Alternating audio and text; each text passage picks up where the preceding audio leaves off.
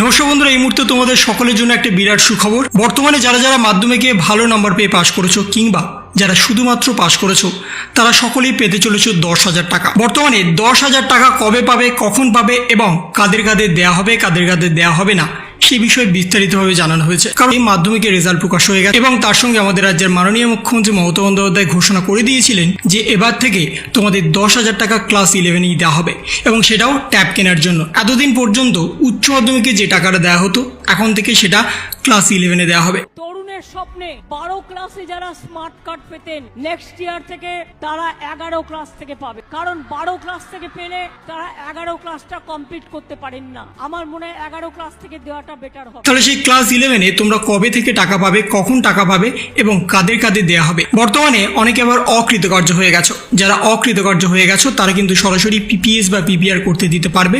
তার জন্য নোটিফিকেশন ইতিমধ্যেই প্রকাশ হয়ে গেছে।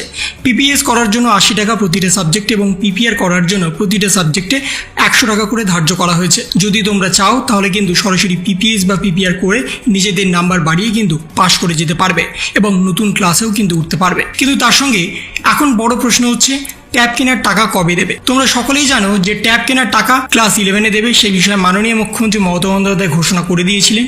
কিন্তু সেই টাকাটা কত তারিখ নাগাদ তোমাদের ব্যাংক অ্যাকাউন্টে আসবে। তোমরা সকলেই জানো এখন গরমের ছুটি চলছে, ভর্তির প্রক্রিয়া কিন্তু এখনো শুরু হয়নি। যতদিন না পর্যন্ত তোমাদের ভর্তির প্রক্রিয়া কমপ্লিট হচ্ছে, যতদিন না পর্যন্ত তোমাদের নতুন ক্লাস শুরু হচ্ছে, ততক্ষণ পর্যন্ত কিন্তু এই টাকাটা আটকে থাকবে। অর্থাৎ তোমাদের টাকা পেতে পেতে জুলাই আগস্ট কিন্তু হয়ে যাবে, তার আগে কিন্তু তোমরা কোনোভাবে টাকা পাবে না। দুর্গাপূজার আগে তোমাদের ব্যাংক অ্যাকাউন্টে 10,000 টাকা চলে আসবে। এই বিষয়ে কিন্তু মাননীয় মুখ্যমন্ত্রী মমতা বন্দ্যোপাধ্যায় অনেক আগেই ঘোষণা করে দিয়েছিলেন, কারণ প্রতি বছর দুর্গাপুজোর আগেই সেই ব্যাংক অ্যাকাউন্টে 10,000 টাকাটা দিয়ে দেওয়া হয়। কিন্তু সেই 10,000 টাকাটা তোমরা যখনই পাবে তোমাদের সরাসরি ফোন বা ট্যাব যাই কেনো না কেন তোমরা সেটার কিন্তু রসিদ স্কুলে জমা করতে হবে। তা না হলে কিন্তু স্কুলের কর্তৃপক্ষর অনেক অসুবিধা হবে, সেই বিষয়ে তোমরা সবাই জানো। এবং তার সঙ্গে উচ্চ মাধ্যমিক সকল ছাত্রছাত্রীদের জন্য একটা বড় সুখবর, তাহলে পিপিএস বা পিপিআর করতে দিতে পারবে। সেক্ষেত্রেও তোমাদের দুটো পন্থা অবলম্বন করতে হবে, নর্মাল ওয়ে আর একটা তৎকাল ওয়ে। যদি তোমরা তৎকাল ওয়েতে পিপিএস বা পিপিআর করতে দিতে চাও সেক্ষেত্রে তোমাদের চার্জ অনেকটা বেশি হবে, 600 টাকা এবং 800 টাকা, যেখানে নর্মাল ওয়েতে চার্জ তার হাফেরও হাফ।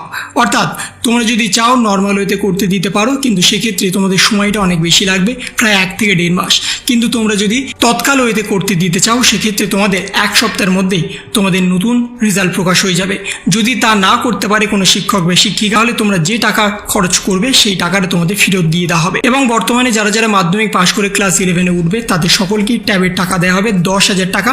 সেটা পূজার আগে কিন্তু চলে আসবে, অর্থাৎ জুলাই থেকে আগস্ট মাসেও আসতে পারে কিংবা তার 1 মাস পরেও আসতে পারে। এই ছিল